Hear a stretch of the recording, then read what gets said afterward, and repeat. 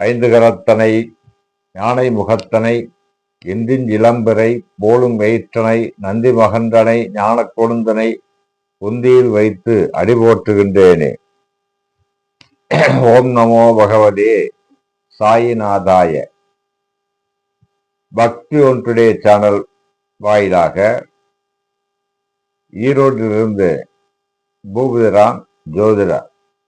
கடகராசியை பொறுத்தவரை சரராசி என்பதால் இரட்டை மனப்பான்மை உள்ளவர், அதிக தைரியமும் அதே நேரத்தில் அதிக வருத்தமும் கொண்டவர். சந்திரன் அதிபதியாக வருவதால் பெண் ராசி என்பதாலும் இவர்கள் இப்படி இரண்டு குணமும் கலந்திருப்பார்கள். நிலத்திற்குண்டான கால்வாசி பலம் இதற்கும் வரும். புனர்பூசம் பூசம் ஆயுதம் 3 நட்சத்திரங்கள் அது சார்ந்த ராசி.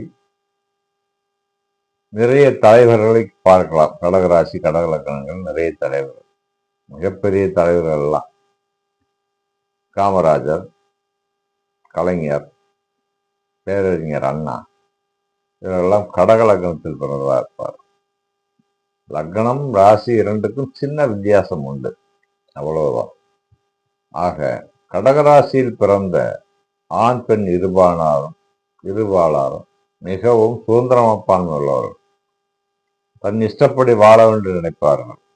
அதே நேரத்தில் ஆயுள் நட்சத்திரத்தில் பிறந்தவர்கள் மட்டும் சற்று எச்சரிக்கையா இருக்க வேண்டும். புனர்பூசம் பூசம் ஆயுளத்தில் ஆயுள்யம் என்பது ஆதிசேஷனுடைய நட்சத்திரம். 1000 தலை கொண்ட நாகம் ஆதிசேஷன், 1000 நாக்கு உள்ள நாகம் ஆதிசேஷன்.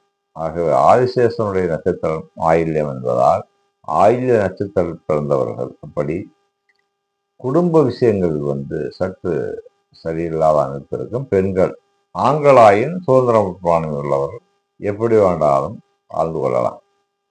ஆனால் தன விஷயம் என்று பார்க்கும்போது அரசு சார்ந்த துறையில் இருப்பவர்கள் அதிகம். அரசாங்க அதிகாரிகளாகவும் அரசு சார்ந்த துறையில் வேலை செய்வர்களாகவும் இருப்பார்கள். 10ஆம் இடம் செவ்வாயாக வருவதால் அரசியல்வாதிகள் அதிகம் இந்த நட்சத்திரத்தில் பிறந்தவர்கள் இந்த ராசியில் பிறந்தவர்களாக இருப்பார்கள். 10ஆம் இடம் செவ்வாய் என்றால் போலீஸ், இராணுவம், மிலிட்டரி இந்த துறையிலும் சிறந்திருப்பார்கள். அக்னி சார்ந்த தொழில், நெருப்பு சார்ந்த தொழில், ஹோட்டல், இஸ்திரி சார்ந்த துறை, அது சார்ந்த துறையிலும் நல்ல வருமானம் கொண்டவர். சின்ன கடையாக ஆரம்பித்தாலும் மிகப்பெரிய அளவில் முன்னேறி நல்ல தொழில் உள்ளவர்கள். விவசாயிகள் நல்ல விவசாயிகளாக இருப்பார்கள், நல்ல வருமானம் மிக்கவர்களாக இருப்பார்கள். நிறைய வருமானத்தை கொடுக்கக்கூடிய துறை விவசாயத்துறை, அரசியல் துறை இரண்டுமே. அரசியல்வாதிகளாக வரும்போது மிகச் சீக்கிரம் பிரபலமாகி மிகச் சீக்கிரம் செல்வந்தர்களாகிவிடுவார்கள். சாதாரண ஒரு கவுன்சிலர் போஸ்டில் ஆரம்பித்தாலும் மிகச் சீக்கிரமே எம்எல்ஏ, MP என்ற நல்ல உத்தியோகத்துக்கு நல்ல நிலையில் மக்களிடம் மிகவும் பிரபலமாக இருப்பார்கள். ஆகவே இந்த ராசியை பொறுத்தவரைக்கும் தொழில் எப்படி வாய்த்து கொள்ளும். மற்றபடி ஃபைனான்ஸ் துறை, நகைத்தொழில், வெள்ளி, தங்கம், பித்தளை ஆக இந்த துறையும் நன்றாக இருக்கும். பாத்திர தொழில், பாத்திரம் உற்பத்தி, பாத்திரம் வாங்கி விற்பது, பழைய பாத்திரங்களை வாங்கி விற்பது ஆகிய 3மே அவர்களுக்கு வாய்க்கும். இப்படியும் அவர்கள் சம்பாதித்த நல்ல குடும்பத்தில் வருவார்கள். குடும்பாதிபதி என்று சொல்ல போனால் சூரியன் சுக்கிரன் இணைவு காரணமாக பெரும்பாலும் குடும்பம் சற்று தளர்வாகத்தான் இருக்கும். சிறப்பு என்பது வெகு சிறப்பு என்பது சற்று குறைவாகத்தான் இருக்கும். ஆனாலும் நல்ல மனம் படைத்தவர்கள், இலகிய மனம் படைத்தவர்கள். எதையாவது போய் சொன்னால் கண்ணீர் விட்டு மல்கி நம்மையே கட்டி அணைத்துக் கொள்வார்கள். அப்படி ஒரு நல்ல மனம் படைத்தவராக இருப்பார்கள். பெண்களாயும் சொல்லவே வேண்டாம். எது வேண்டுமோ செய்து கொடுத்து விடுவார்கள், எது வேண்டுமோ வாங்கி கொடுத்து விடுவார்கள். நன்றாக கவனிப்பார்கள் குடும்பத்தை. பக்திமான்களாக இருப்பார்கள். புராணம் பராசக்தி வழிபாடு இப்படி பக்தி மார்க்கத்தில் அதிகமாக இருப்பார்கள். பெண்கள் குடும்ப விஷயத்தில் எச்சரிக்கையா இருக்க வேண்டும். ஆண்கள் தாராளமாக எப்படி வாங்கலாம், ஒன்றும் பிரச்சனை இல்லை. அப்படி இருப்பார்கள். தொழில்துறை இப்படி இருக்கும்.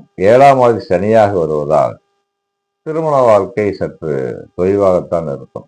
சில பேருக்கு திருமண வாழ்க்கை சரி வராது. சில பேர் திருமணம் இல்லாமலே இருப்பார்கள். கடகத்தில் பிறந்த நிறைய பேர் திருமணம் இல்லாமல் திருமண வாழ்க்கை சரியா அமையாமல் இருப்பார்கள். சில பேருக்கு பெரிய குடும்பமாக இருக்கும், 2-3 மனைகள் இருக்கும். காரணம் சனி பகவானே. சனி உச்சம் பெற்று விட்டால் அற்புதமான பலனை கொடுப்பார். நல்ல வாழ்க்கையை கொடுத்து விடுவார்.